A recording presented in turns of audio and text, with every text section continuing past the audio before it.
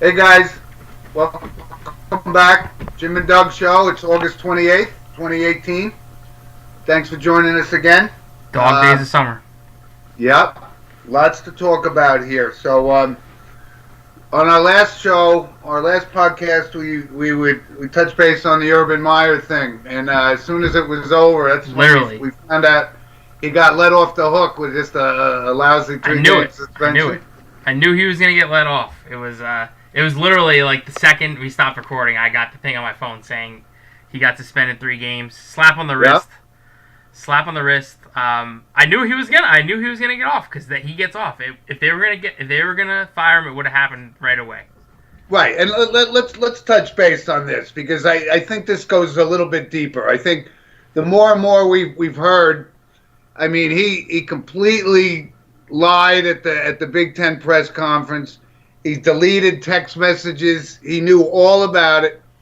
But this comes down to Ohio State saying, "Look, he's one of the top two coaches, right? Him and Saban, one of the top two coaches in Agreed. the league, and that took more precedence over the credibility of the program, and I think it stains Ohio State. That's my opinion. And now we seem to know why he covered up for Zach Smith.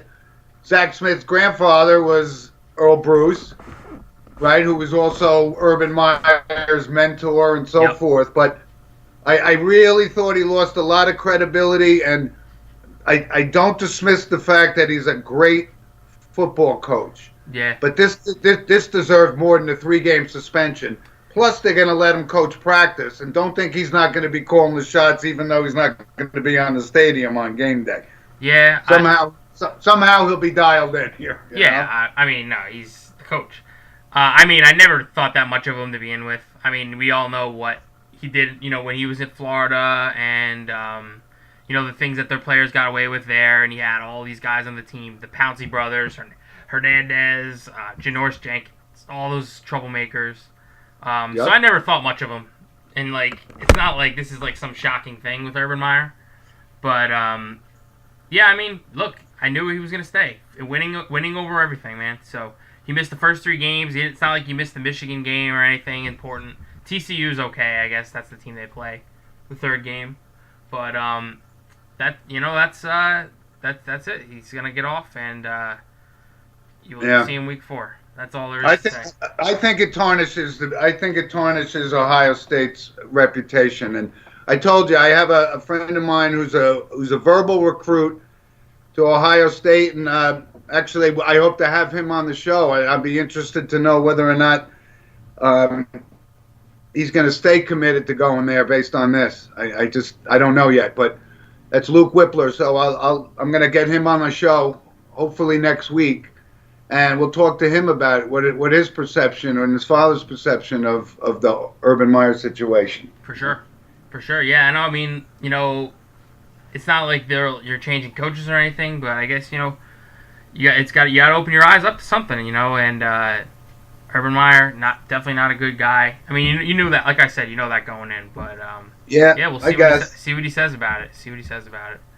But so look, college football starts next week. Yeah.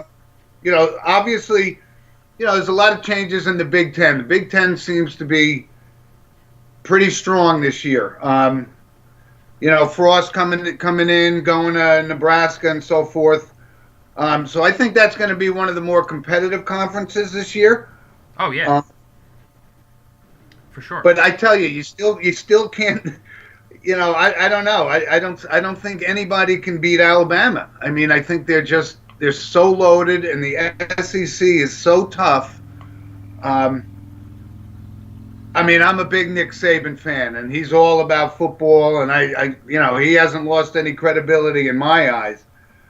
No. I don't think Nebraska is going to make that big of a splash. I mean, I know they're pretty psyched that Frost is there and so forth, but overall, I don't think they can compete with the SEC. No. Yes. Nebraska with Frost, you're going to have to wait till he gets his guys in there and kind of establishes. It's kind of like Harbaugh when he took over Michigan. So you got to wait a year. Big Ten, Wisconsin, you didn't even mention Wisconsin. They're the best team in the Big Ten.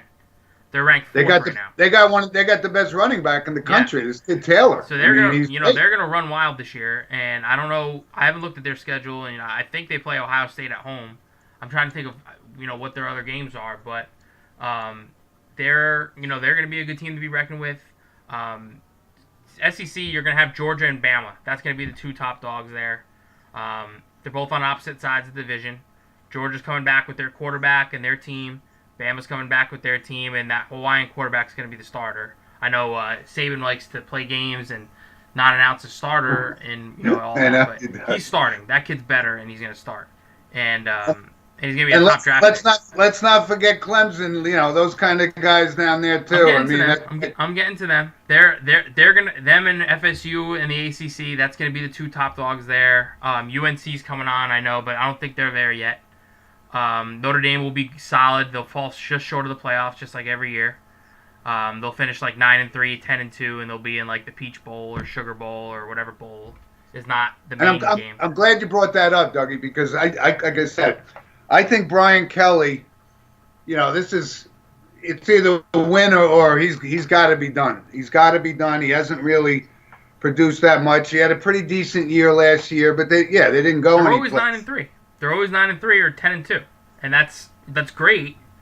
But Notre Dame they want to be in the championship again. They want to be in the championship discussion again, and they're always right there until the last like 2 games, and they blow a game. That's my team, by the way. So like I know them inside and out. They're always gonna be 9-3. That's what they'll be this year. Everyone's predicting them to get to the playoff too. And I think Brian Kelly is he's too much of a hothead. Yeah. I mean. He rips his own guys during the game on the field. I can't stand that kind of thing. There's a difference between being really passionate and being almost verbally abusive to his players. I mean, I don't know that anybody's tougher on quarterbacks than him. I mean, he's very tough. He's toned it down a little bit. I know they told him to tone it down a little. Yep. But he's tough. He's tough. You're going to play for Brian Kelly. You better have thick skin. I'll say that. He's, very notoriously very tough on quarterbacks, very tough on his team. Yep. He gets results, but like I said, eventually, it's going to be kind of like Bo Pelini. Bo Pelini went 9-3, 8-4 every year, and they kind of got sick of it. And he got 8. So yep. That's that. So this is good, and I'll tell you, I'm glad you brought up Wisconsin because I think. Harbaugh, he does a lot of talking and so forth, but they can't beat Ohio State, and I don't think they're going to beat Michigan. I mean, I don't think they're going to beat Wisconsin. And I'm glad that you mentioned that because this kid Taylor, the running back, may be the best running back in the country. He's behind the best offensive line in the country. Yeah, that's what makes it. The line makes it. The line pushes people around, and it's him or the kid from Stanford, Love, who's really good. He should have been drafted, and he dropped out of the draft to come back to play again. Yep. So he's definitely coming back with a vengeance. So Stanford out west is always a team to be reckoned with now with that coach. That coach refuses to leave. And he gets NFL offers and better school offers, and he just loves it at Stanford, so he stays. I know, but I don't think they can't compete with the West Coast teams can't compete with the Big Ten and the SEC. The talent hasn't been going out. Someone's got to get in from out there, though. You know it. It was Washington the one year. It's always someone from out there that gets in. So you got or Oklahoma maybe last year, but they're not really a Western team. But someone from outside the Big Ten and SEC's got to get in. So could be. I think my pick might be them because they're always so well coached with David Shaw, and they always have a plan and. I don't know how good USC is going to be this year. They're not bringing back Darnold, obviously, so we'll see. Yeah, but that's good. I'm excited about it. I mean, Saturday, football's just about to get underway, so let's stay with football for a minute. And Odell Beckham Jr. just signed this monster deal. I mean, unbelievable money. $65 million guaranteed. Yeah. And you know what? That's what they had to get. That's what they had to give him. That's what's a going rate is I guess. Receiver. And you know what? He grew up a little bit. He showed up. He went to practice and went to camp when other guys looking for deals didn't. And you look at who didn't show up. Aaron Donald, like we talked about last week, Khalil Mack. Those guys are nowhere to be found right now, and he's there practicing, and he showed them what he had, and that was probably the ground rules that they laid out. They probably said, look, you earn your money, we know it, you know it, come here, be a good sport, show us that you're healthy, and we'll make it happen. And they both made good on their word. That's how a negotiation should be. But it never always listen, goes. I don't question the kid's talent, and I hope when we say he's grown up, he doesn't pull any of these stupid on-field antics anymore. And you're right. I mean, the Giants had to pay him, right? I mean, that means the Steelers are going to have to pay Antonio Brown even more than that when he comes around. But like I said, with some of those previous antics that he did, that's why I was a little shocked at the $65 million guaranteed, because if he doesn't change his act, they still got to pay him that money. Oh yeah, he's not going anywhere. Now he's not going anywhere now, so we know that. But yeah, he's got it. I mean, look, I think he knows it. Then, when you're getting paid that kind of money, there's an unspoken thing that you have to act right. You're the face of the franchise now, and you got to act the way that they want you. And Mara sat him down, Tisch sat him down, Gettleman sat him down. They said, look, you can't have both. You can have your money or you can act out. So what do you want? Well, and I'm sure he chose the money. Right. Nobody questions his talent, but I hope that he does keep his nose clean on the field and let his talents do the talking for him. Yeah, I agree. But that's a lot of money guaranteed, man. Wow. Yeah, a lot of money. But you know what? That's what the going rate is now when you're getting the best receiver in the league or one of the best in the league. So, I guess. And you know what? It's not gonna look as bad when the cap goes up a little bit and Eli comes off the books. Eli's making a lot. He comes off the books, so we'll see what he does. But he earned it. He's in my opinion, the best, most talented receiver in the league.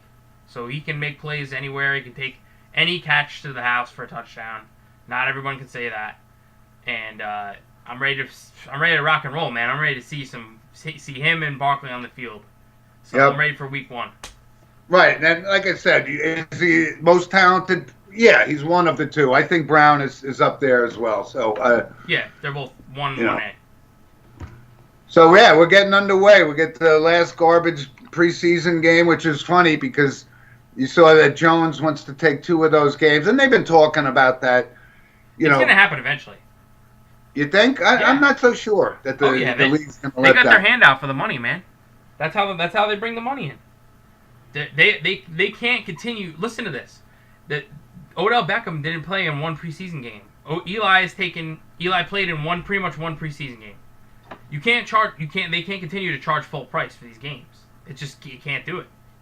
I agree, it's not worth a full price ticket. You're not seeing the quality players. The only thing that I see, the benefit of 4 preseason games is because, there's guys, you got to do some evaluating. I don't know if 2 preseason games is enough to evaluate guys that may be on the bubble about making the team or not. Well, if you're going to play 2 games, then play the backups the whole time. Because you don't need, as you can see, the Giants don't feel like they need any reps in there. And the Bears Rodgers hasn't even played the preseason.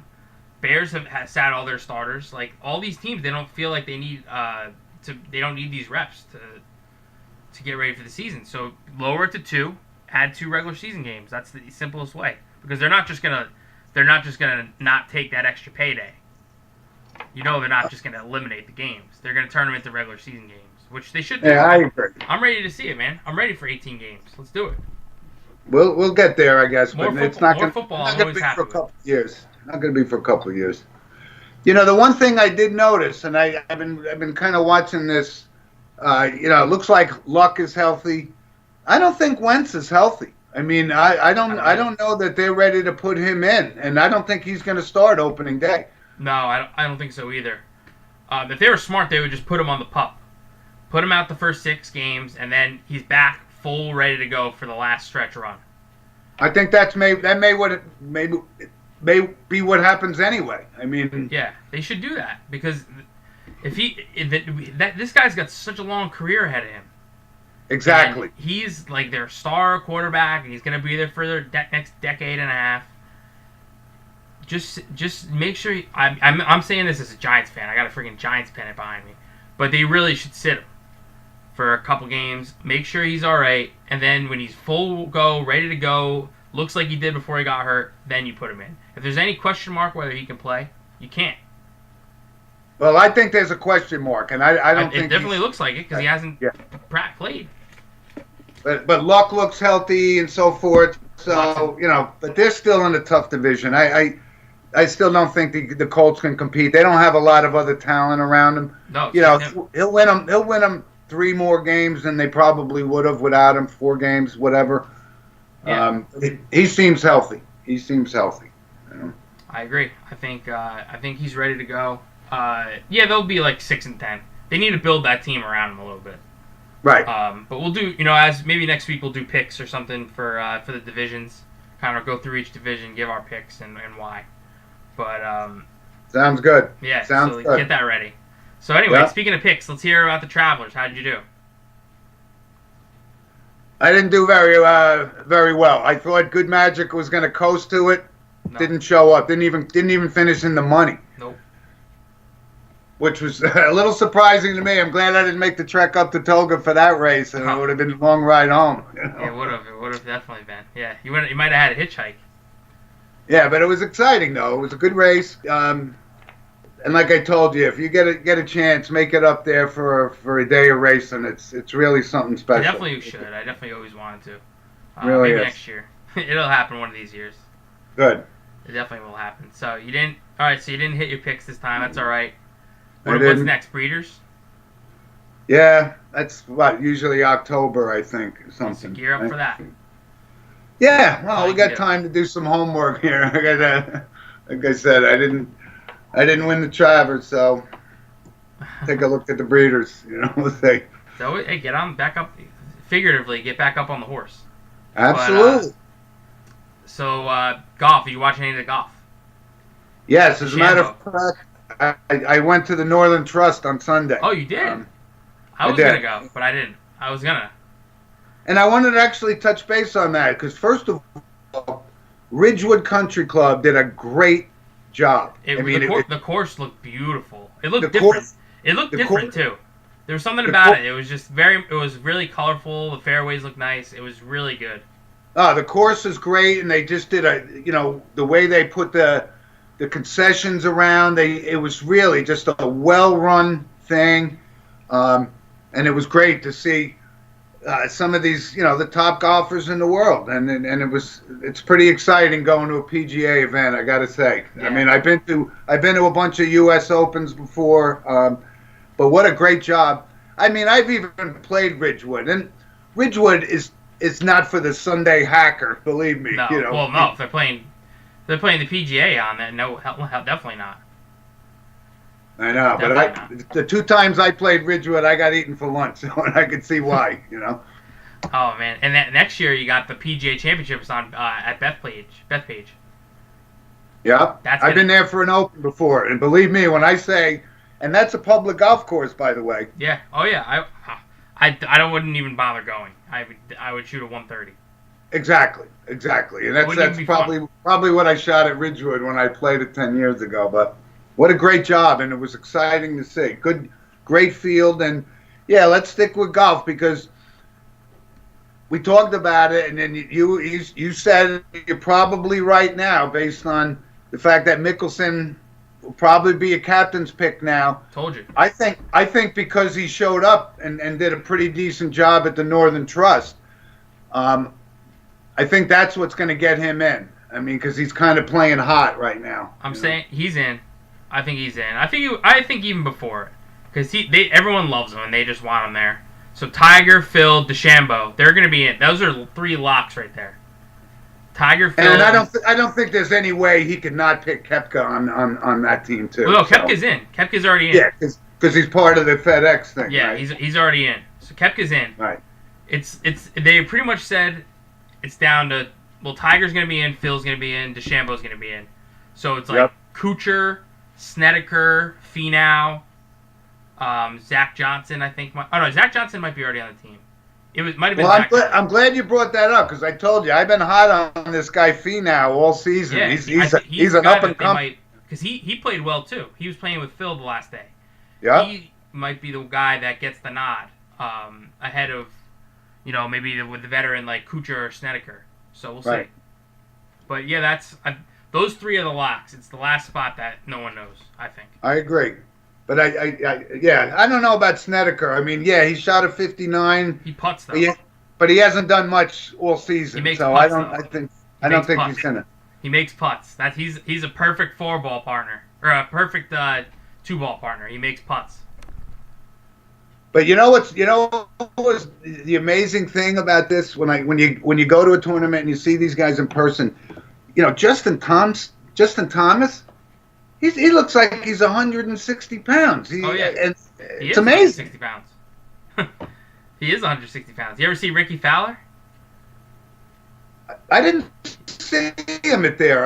He didn't play. I didn't see him. Did he He's make the cut? He's hurt. He's hurt. Oh, Yeah, okay. he's hurt. But I went when it was in Baltusrol down in Summit, and I went and I followed him for a couple holes because he was one of the only big names in the mix. It was like him and Jason Day. So I followed him for a while, and he was small. He's a small guy. He's not too big either. So yeah, these small guys hit the hell out of the ball.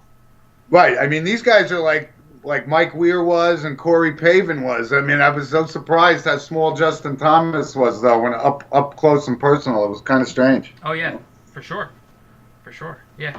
But looking forward to the Ryder Cup, and you're right. Let's see let's talk about the captain's picks next week. Yeah, I think he's gonna make them after this next tournament. I think they say. Right. So all right, you want to close it out with a little baseball? So. Absolutely. A couple of things I was, we were talking about the Yankees, and they're hanging tough. Boston's gotten a little cold, which you kind of expected, but gotta get cold eventually. They're still going to win the division. Yeah, I don't like that false narrative that the Yankees are going to catch them because they ain't. No, they're not, and I think the Yankees. They've been getting by. They swept Baltimore and so forth, but I think the key is Judge. I know you don't think that Romine and Hasek, whatever his name was, is carrying the load behind the plate. I think they could do without Sanchez. Well, no, Sanchez is back in like 2 days. I think he's like ready to come back. They say him and Didi are back in like a couple days. Right, but those aren't the make or break guys. I think you need to get. I think Judge, you need to put him and Stanton in the lineup together. They back each other. Oh yeah, they can't do. Oh man, Greg Bird just has the worst luck. God, that guy. That's another problem they got. It's not going to be a problem because they're going to sit him down. He's hitting 200. Yeah, they should have made a trade. They need to make a trade. They need to make a trade and find a first baseman because this is not going to work. Voit, I don't trust Voit either. I know he's the flavor of the month, but I don't trust Voit and I don't trust Bird. So I don't know. I agree with you. I think it's also a problem for the Yankees. And listen, I like Gardner. He's a solid fielder, but your leadoff guy can't be hitting 235. I mean that's a problem. He needs to hit ninth. It needs to be Hicks. If I'm doing the lineup in October and I got everyone on board, Hicks is hitting first. Then you go with like Stanton, Judge, Didi, Sanchez down the line. Then you got Torres. Then that's when the lineup's at full strength when you have Andujar and Torres hitting like 6th and 7th. That's when you have the elite lineup. Oh, I'm glad you brought that up because these two. I mean, what a bright future for the Yankees with these two. Yeah. Andujar has really come along and. He's not waving at that slider 5 feet outside anymore. He's really matured at the plate and not swinging at that garbage that he was swinging at early in the season. Oh no, yeah, he's been pretty consistent all year. He's you're right. He's kind of a little more disciplined, but he's been pretty much the only Yankee that start to finish has been good. I like him. Of course, and now not just with those two, but just think about the young players they have now. Torres, 21. Andujar, 21. Judge, 25. Sanchez, 25. Stanton, 27. Didi, 25. Like, what else do you want? No, There's not much more you need. And even Hicks is only like 29, so they're set. They just need to just kind of get the role players around them. You know, whether that be maybe Harper or Machado, they add to it. That's kind of that's icing on the cake. They got the base already set. Yeah, I think there's a good chance they can end up with Harper. I mean, put him at he said he wants to play first base. Put him at first base. Well, we got an opening. Yes, that's what I'm saying. Put him right there. Perfect. Yep. Boom. He's a lefty too. It'd be perfect.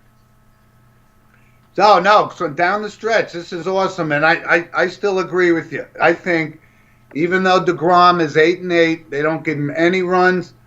He is absolutely lights out. He's pitching right now. He's pitching now against the Cubs. I was gonna check and see how he was doing, but he's unbelievably good. He really is unbelievably good. And you know, I don't care. You throw the wins column at me all you want. The rest of his stats are number one in the league, no matter what it is. WHIP, ERA, strikeouts, anything you look at, innings pitched, quality starts. He's first in everything. Oh God! I tell you, watching the Mets. I mean, and yeah, they got rid of Batista. I don't even know why these guys. Why even Philadelphia would trade. He's hitting $196. He's a washed up player. He's been a little better with the Mets. He hits. He's pretty much a power hitter now. He's not gonna hit for a high average, but if you need a home run late in the game, he'll swing for the fences. That's pretty much what his role will be. I know, but 196 with 11 home runs. Pinch hitter. Good riddance. Good riddance. Pinch hitter, man. You never know when you need that pinch hit off the bench and he runs into one. Remember this, in the playoffs, he might come up with a big hit. He's a power hitter. I wanted to stay with baseball for a second because I actually did watch the Met game last night. So I was kind of thinking from like a color guy. I think three guys that I think really give a lot of insight and really knowledgeable on the game, which really makes it, for a real diehard baseball fan, makes it awesome. Like, I think David Cohn, John Flaherty, and Ron Darling.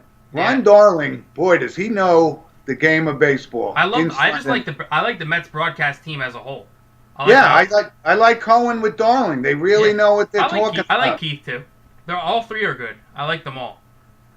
Yeah, Keith's like O'Neill. They throw in some funny blurbs and so forth. Yeah, but you need that sometimes. You need that. I know, but I'm saying from an intimate knowledge of the game, and you can't beat a pitcher or a catcher, and those three I think are top of their game. I like them. When the Yankees play the Mets, I almost always throw on SNY because I don't get to hear that crew do games a lot, and they're good. They're really good. They're knowledgeable, and they're definitely one of the best. Yeah, I enjoy listening to those guys actually. So let's stay with the baseball theme for half a second. The Staten Island thing came to an end. It was a great run. Out. Good job by them, but they're one of many teams from this area to fizzle out. So yeah. Good job by them getting that far. They handled themselves well. I saw a couple interviews with these kids. It was pretty fun to watch. And Hawaii, they were clearly the best team. And forget it. They beat them 10-0. It was not even close. Yeah, it was exciting. No. So before we go, we want to give a quick shout out to the sponsors. We're staying with our partners here, Lynch Toyota in Manchester, Connecticut, and Harley Davidson of Utica. They're loyal listeners, and love for you to patronize them. Yes, stop in, tell them you heard us on the podcast. You won't get anything, but at least tell them that you heard us. And listen, before we go though, there's one thing I wanted to mention, and like I said, it's a little off the beaten path, but it's worth mentioning: the passing of Senator John McCain. Yeah, absolutely. One of the great Americans that have been kind of in the public eye. He's definitely one of a kind, and I've always been an admirer of his, and forgetting even what he went through, which was just unspeakable. But the fact that he was given the opportunity to go home, and he turned it down because he said, "Hey, the first guys captured are the first guys to go home," and he sat there and endured horrendous thing, and he really was. He was a, as far as politicians go, I don't consider him anything but doing what was in the best interest of the country, and it really is worth mentioning. And it was a sad day when he passed away. You knew it was imminent, but it didn't lessen the impact. But I know it's not sports related, but no, definitely, well, definitely worth a shout out. I think everyone has a kind of a thing they look back to that he did or said or something with him that they know about. So he's relatable to everyone. Oh, really? But I just wanted to make sure we mentioned that before we went out. For sure. So, So so before I go, let's say JimandDougShow@gmail.com. Send an email if you have a topic or anything you want to bring up. Be glad to do it. So make sure you send an email to that. Good. And that's it for me. Good. Well, we're going to catch up to you next week because, like I said, we're both excited about the start of not only just the NFL, but also college and high school football, and of course my beloved St. Joe's is. Yes. I went to a scrimmage the other day. Boy, there's some big kids on that team. They played some team from Philadelphia who had enormous players on the thing.